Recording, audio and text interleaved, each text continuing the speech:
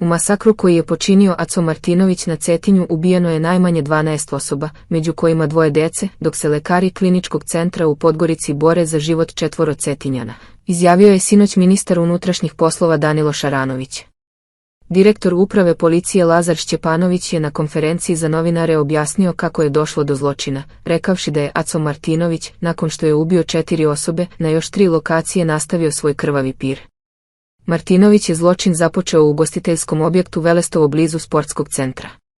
Došlo je do incidenta između njega i još jednog gosta u lokalu, nakon čega je osumnjičeni za zločin otišao kući po pištolj, vratio se u lokal i u njemu ubio 4 osobe. Radi se o opasnoj osobi, bezobzirnoj i brutalnoj, izjavio je Šćepanović. Dodao je da, prema službenim podacima, Martinović nije imao prijavljeno oružje u posedu. Imao dosije. Prema saznanjima, ubica Aco Martinović imao je svoju farbaru za automobile, a od ranije je bio poznat policiji. Martinović je uhapšen pre 2 godine zbog posjedovanja oružja i pretnji. Nije poznato je li i na koju kaznu tada osuđen. Šćepanović je naveo da je Aco Martinović 2005. godine bio uslovno kažnjen zbog nasilničkog ponašanja.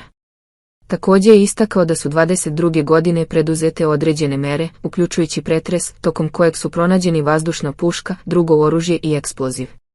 Martinović je tada prvostepeno osuđen na 3 mjeseca zatvora, ali presuda nije postala pravosnažna. Šef policije otkrio kako je pronađen ubica. Direktor uprave policije Lazar Šćepanović izjavio je da je Cetinjanin Aco Martinović sebi pucao u glavu i da je od zadobijenih povreda preminuo na putu do kliničkog centra Crne Gore. Šćepanović je potvrdio da je Martinović lociran u cetinjskom naselju Humci. Policija ga je opkolila i napravila obruč. Bio je u bezizlaznoj situaciji, opkoljen sa svih strana. Nakon što mu je naređeno da odloži oružje, pucao je sebi u glavu. Nakon što je zadobio povrede, pokušano je da se izvrši transport do kliničkog centra Crne Gore, ali je podlegao povredama, rekao je Šćepanović. Zahvalio je široj porodici Martinović, koja je, kako je naveo, pomogla policiji u lociranju osumnjičenog. Rekli su da je imao određene devijacije u ponašanju i komunikaciji. Sva lica koja su smrtno stradala bili su njegovi kumovi, prijatelji i poznanici, sa kojima je najviše provodio vreme.